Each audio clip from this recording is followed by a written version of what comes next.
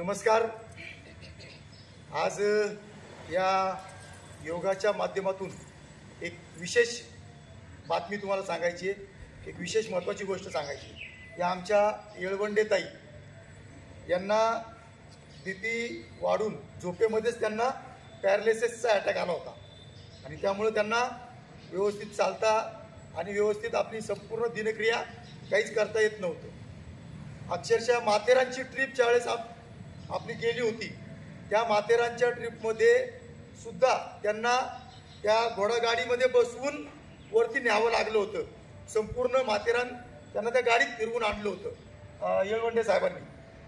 आणि त्याच्यानंतर त्यांनी आपल्या गार्डनमध्ये आपला योगा चालू होता तेव्हापासून योगा जॉईन केला आणि तो दिवस ते आजचा दिवस त्या रोजचे रोज योगाला येतात आणि जेवढं जमल तेवढं पूर्णपणे योगा करण्याचा प्रयत्न करतात।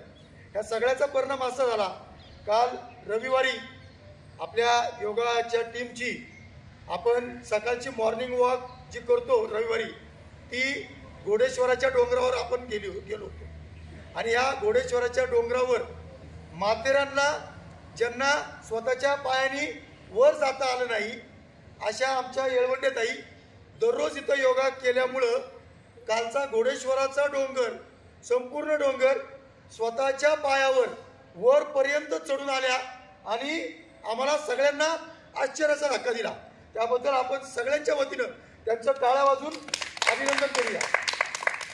ही गोष्ट प्रामुख्याने का सांगतोय आम्ही, तर योगा करण्यानं त्यांच्यावर जो परिणाम झाला तो परिणाम खऱ्या अर्थानं हा आपल्याला दिसतोय। मी त्यांना पुढे कॅमेऱ्याच्या पुढे बोलवतो आणि त्यांची प्रतिक्रिया घेतो की त्यांना याबद्दल काय वाटतंय। या ताई, तुम्ही सगळं इथंच ना,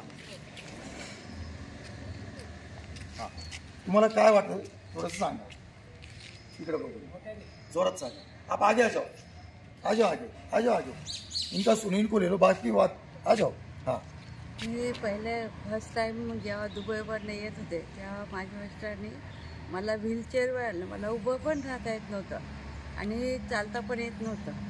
आणि मग मी घरी आल्यावर मला 3 महिने मी झोपूनच काढलं आणि नंतर गार्डनमध्ये गेल्यावर हे सगळे योगा करत, मग सरांना विचारलं मी योगाला चालेल का, तर सरांनी मला परवानगी दिली आणि त्याच्यामुळं मी आज एवढी उभी राहिले, चालता येते आणि मला स्वतःचं करता येते। योगामुळे मला खूप फरक वाटला। आता मी पहिले सकाळी 9 वाजेपर्यंत झोपायचे, पण आता नाही, आता सकाळी 6 वाजे की लगेच जागायचे आणि योगाला जावंसं वाटतं आणि सगळं जसं हे करतं तसं मला पण करावं वाटतं। म्हणून मी हळूहळू प्रयत्न केला, म्हणून आज मला हे घोडेश्वरचं मंदिरपर्यंत जाता आलं। याबद्दल सगळ्यांचे आभार आणि सरांचे आभार मानते मी।